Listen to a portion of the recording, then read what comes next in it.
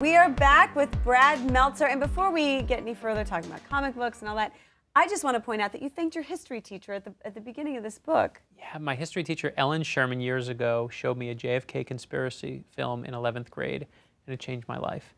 And we all know, I think some people come on your show and think that they're the greatest and they made it and they did it.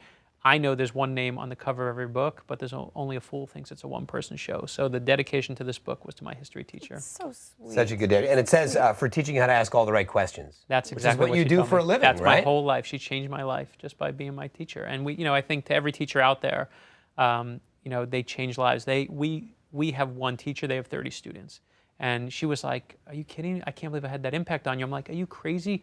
Every day I sat there and listened to what you told me." So to every teacher out there, thank you for what you do. Mm-hmm. All right, in addition to this book and to your TV show, you are a comic book author. Yeah, that's a bit of a departure. Yeah, it's weird because I write here. So I have this TV show on mysteries, and then I write thrillers and mysteries like The Inner Circle. That's my living. That's what I do. Is I write mysteries for a living.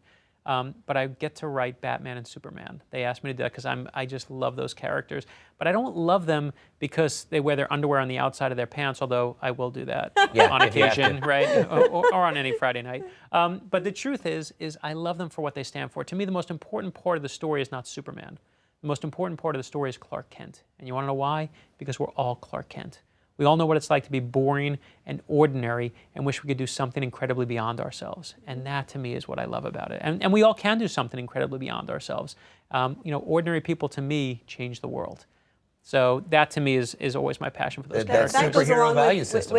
You did a TED Talk, and I know we don't have time to go into it, but people can look up your TED Talk about obituaries and living your best life and leaving a legacy, and that's what it's about. Hand in hand with the Clark Kent. Basically we saved the house where Superman was created, and some guy said to me, "That's going to be in your obituary."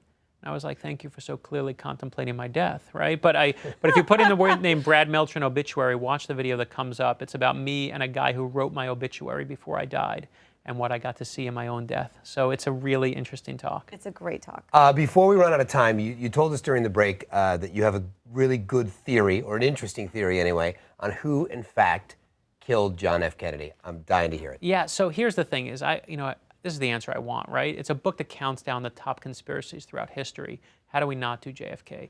And historically, if you look in the 1960s, you know who we thought killed Kennedy? It was the communists, it was the Russians, it was the Cubans, it was the enemy at the height of the Cold War. It was also the 60s, so we didn't trust the establishment. So we also thought it was rich Texas millionaires that wanted him dead. Mm-hmm. But in the 70s, you know who killed Kennedy? It was the time of Vietnam and Watergate.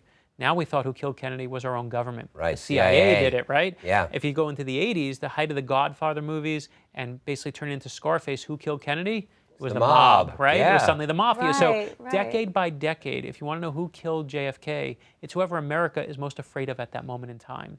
And to me, that's the great Kennedy legacy, is that this president who gave us, some of us, our greatest hopes, in his death shows us our greatest fears. And you see all these theories, and you also see in the book what Oliver Stone got wrong in JFK, what he made up. And to me, what I love doing is giving people the scariest story of all, which is always the true story. That's the best story to tell. Indeed it is. And there are some amazing stories in this book, It's a Brad. great book. Thank you so much for being with us. Folks, really, pick up a copy. History Decoded, 10 Great Conspiracy Theories.